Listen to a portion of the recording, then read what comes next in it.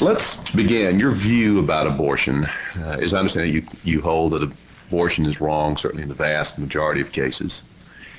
And to that extent, at least, your position could be described as very similar to what people would have heard of when they hear of the pro-life position. Right. Yet, you think there's something wrong with the pro-life position, at least as it's standardly discussed in the popular press. Could you explain to us what you think is wrong about it, and then we can talk about how your view develops?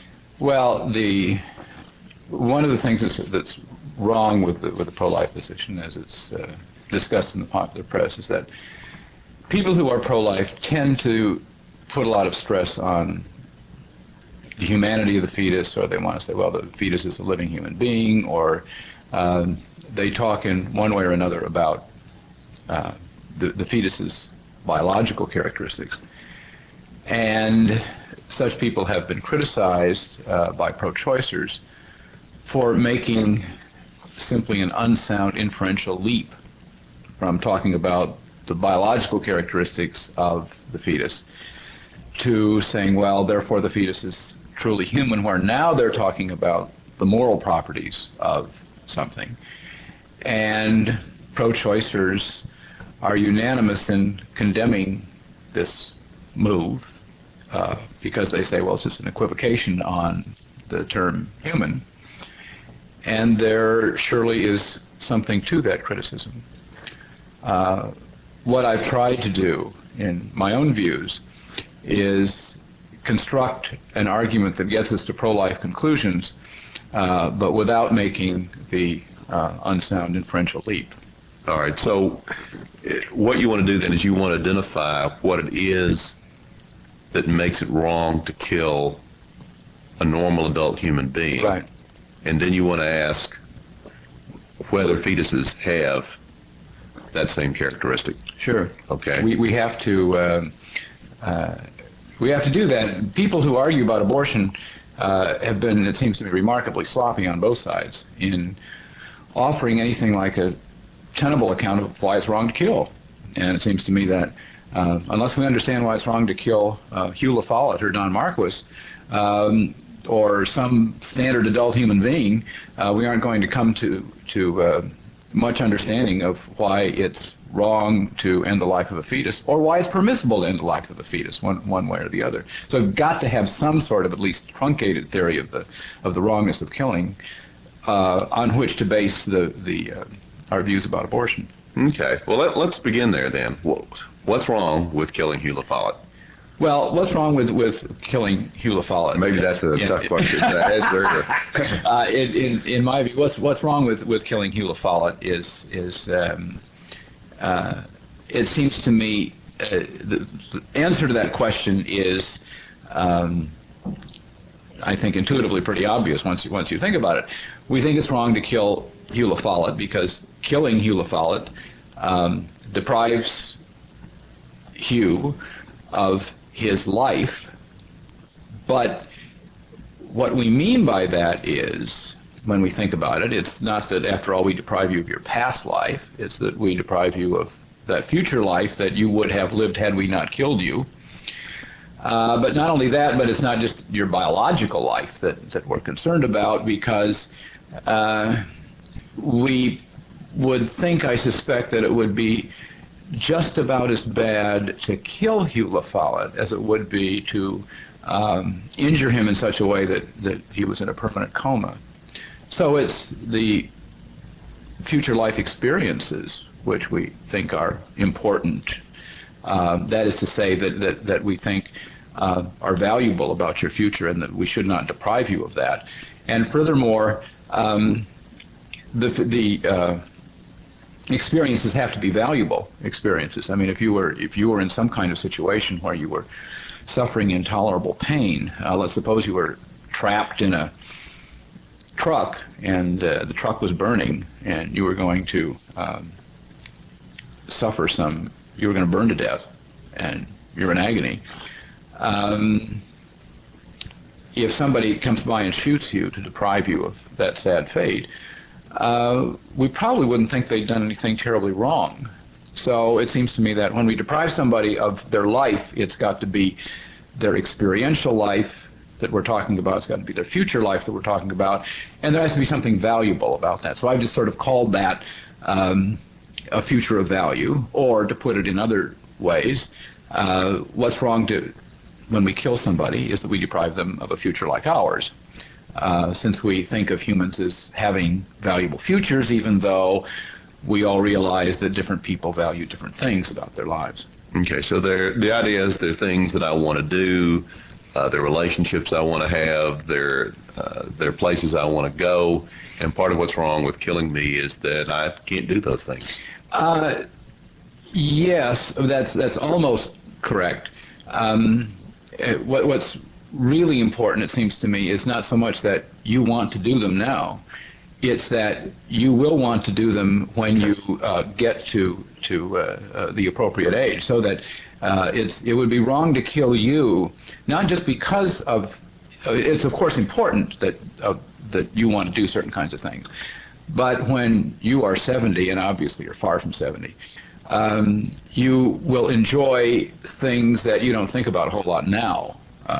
You'll enjoy your grandchildren, you'll enjoy retirement, you'll have different interests, maybe doing volunteer work in retirement and so on and so forth. And these may be things that you get a lot out of, but you don't think perhaps at the present stage of your life that you will enjoy those things. So it's of some importance actually to the theory that we think it's wrong to deprive people of things not just that they enjoy now, but that they will come to enjoy as part of a normal human lifespan.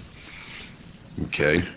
Now, could you say a little bit more about why you think we ought to embrace what you call the future like ours view? I mean, you sort of stated what it is. Right. Why do we adopt that view? Well, then we'll talk about how it applies to the issue of abortion. Well, I think that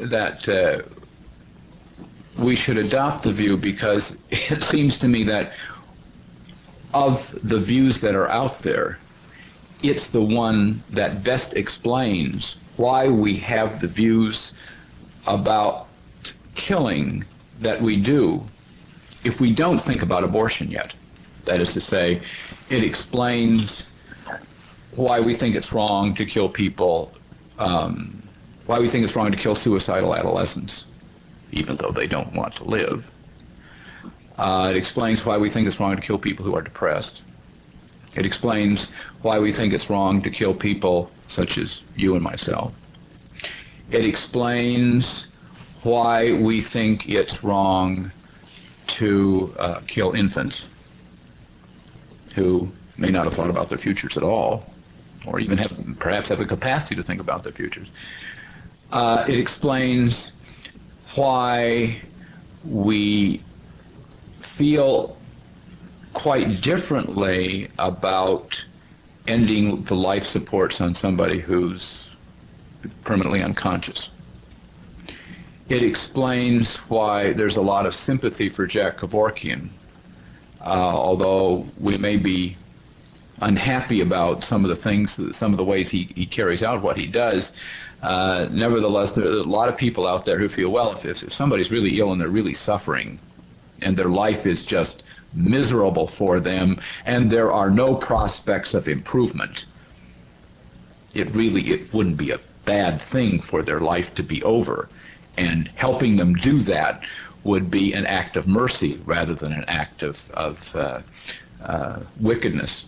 Okay. So it's a theory that it seems to me handles cases pretty well, and it's a theory, it seems to me, that agrees with people's intuitions about what it is about killing that makes it wrong. I mean, we want a theory that shows why the person who's killed is victimized. I mean, it's not wrong for me to kill others basically because of what it does to me.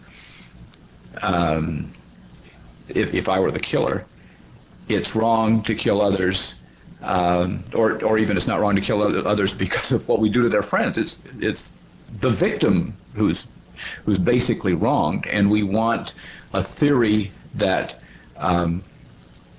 explains the wrongness of killing in terms of the wrongness, basically, to the victim. Okay. And in fact, this ties back to the very first issue about the standard pro-life arguments.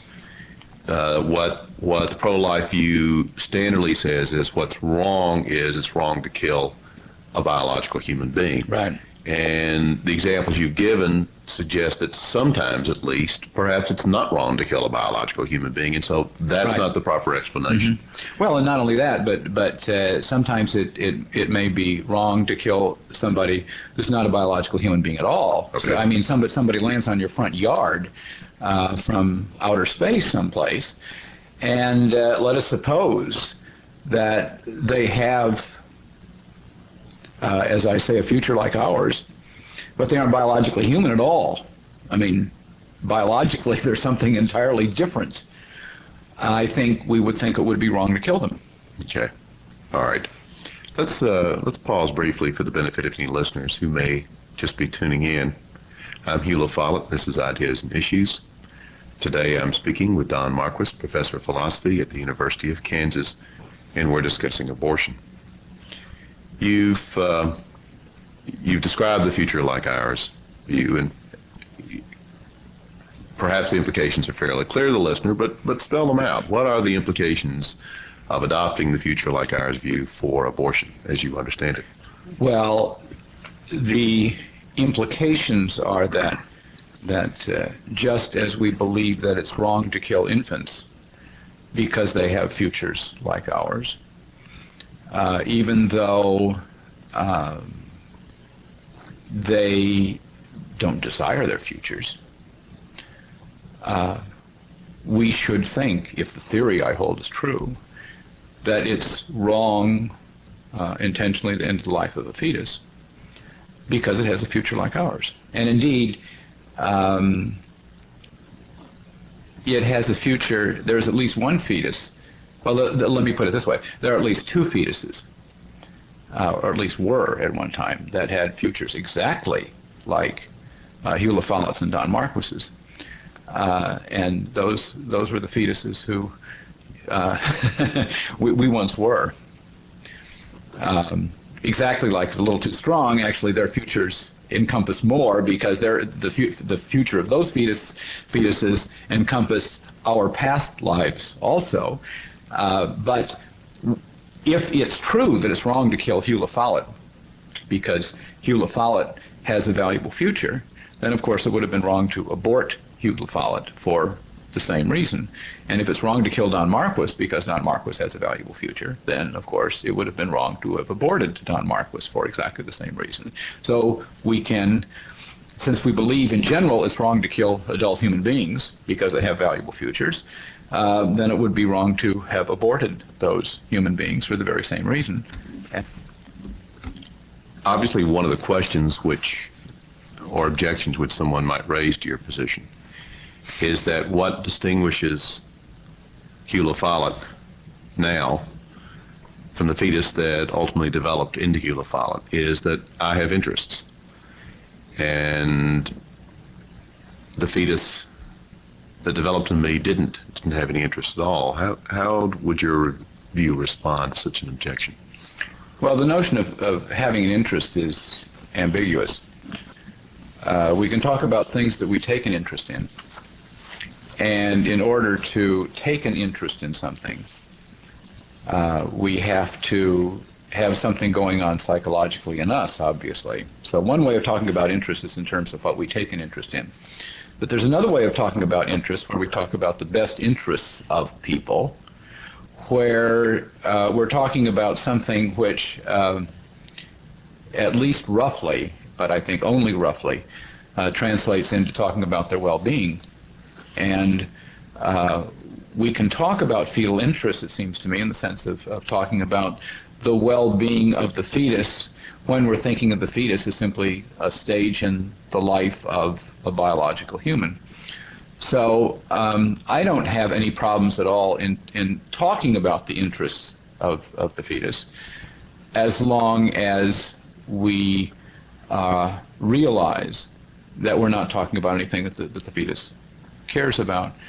But this is not an uncommon usage. There's a lot of literature about in the medical ethics of treating newborns who may be have something wrong with them, and the question is how do you make these medical decisions?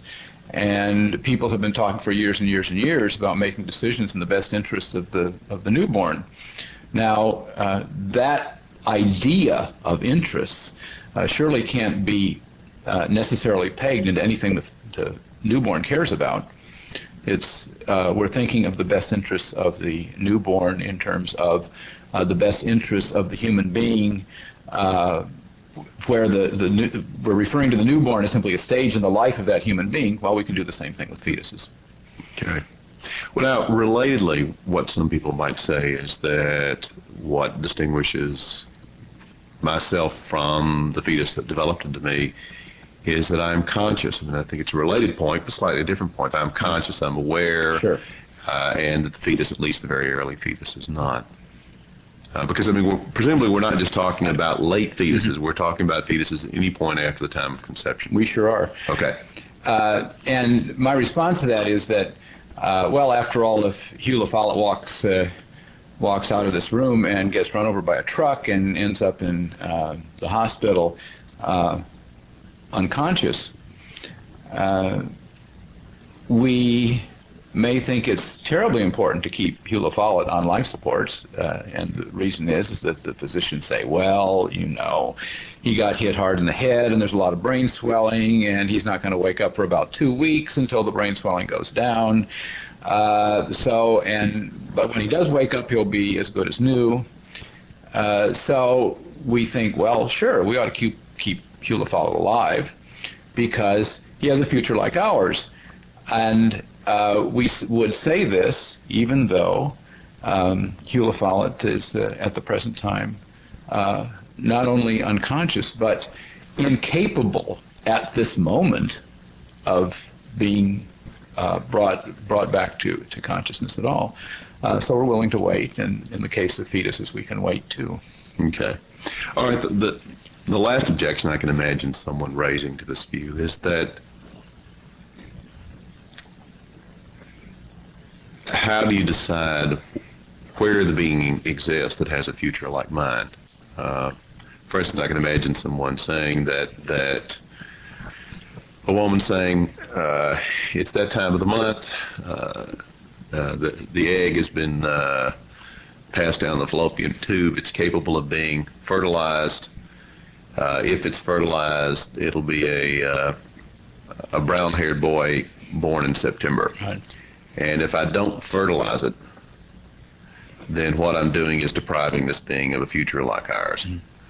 And since most of us would think that people don't have an obligation to get pregnant at every turn, that perhaps there's something wrong with your view. That's an objection I can imagine someone raising.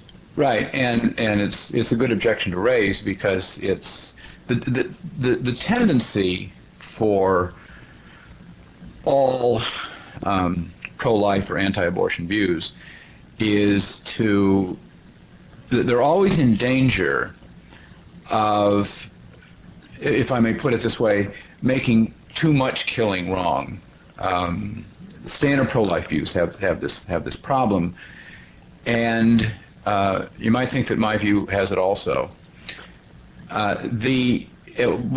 probably should explain the reason standard pro-life views have this problem is that we can describe things like human cancer cell cultures, which are both human and alive. It's plainly not wrong to end their existence. You can grow human cancer cells in the laboratory, and because cancer cells multiply, they stay alive for long periods of time. You wouldn't be wronging the cancer cells by ending their existence. So the problem with the standard pro-life view is that it makes too much killing wrong, if I may put it that way. And people think, well, my view would make contraception indeed deliberately abstaining from conception wrong. It seems to me that it doesn't, and for the following reason. The problem about abortion is the problem of whether fetuses those particular individuals we call fetuses have the same moral standing that you and I have, or whether they have the same moral standing as the lamp on the table. We don't think it's wrong to end the existence of the lamp on the table. At least it isn't wrong. It doesn't wrong the lamp. It may wrong the person who owns the lamp because it takes away their property, but it doesn't wrong the lamp. So are fetuses individuals like the lamp or like us? That's what the basic problem of abortion. And it seems to me that when we talk about contraception, we don't have a definite individual that has a future that we could deprive it of, so that we can talk about the egg, but we can talk about the sperm also being deprived of a future. We can talk about the particular sperm that would have combined with the egg being deprived of a future. Or we can talk about all of those sperm in an ejaculate deprived of their chance of a future. Or we could talk about various combinations of sperm and egg and think of them as individuals somehow that are deprived of a future. And one can talk this way because, after all, in order to be an individual, the parts don't have to be physically contiguous. And the difficulty at the period of conception is, it seems to me, we don't have a definite individual to talk about. We just don't. It's not that there's no future, if I may put it that way. It's that there's no particular individual that we can identify as the victim. And therefore, and it seems to me that's a radically different situation from the situation after conception, when you have a particular biological individual who is precisely the individual who is being deprived of the future. It seems to me that an assumption I'm making about victimhood is that something has to be a victim. It can't be part of our choice that something is a victim. It has to be, one's being a victim has to be given independently of the choices we make, if I may put it that way. Okay. Well, actually, that raises really perhaps the last objection which would come up. You use the term the choices we make. Mm-hmm. A large number of women, I think, would say the issue here is not one of the status of the fetus at all, but the choice of the mother. The mother is not just a container of the fetus. In some sense, she is the creator of the fetus. Sure. And that the relationship between the fetus and the mother is different than a living being that just happens to be inside of her. And therefore, she should have the choice of whether the fetus is brought into the world. How do you respond to the pro-choice view that says you just can't deprive women of the choice over such an important matter? Well, everything else being equal, of course, we shouldn't. We live in a free society. People ought to have as much liberty as they can have consistent with moral concerns. But liberty isn't absolute. We don't want to grant me the liberty to kill Hugh LaFollette or to kill anybody else, any other human being.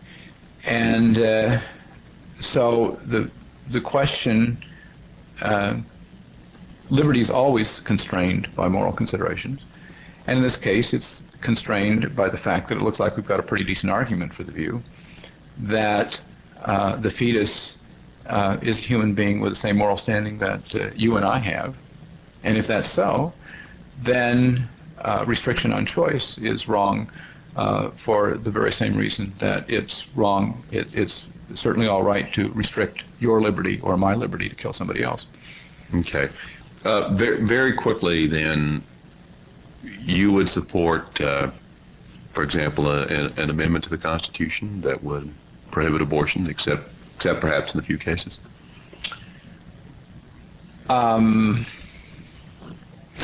The question of how you go about implementing this view legally, I think is, well, it isn't a question I thought a lot about. I mean, Okay. I'm a philosopher by profession, and I worry about that issue primarily. My quick answer is yes. Okay.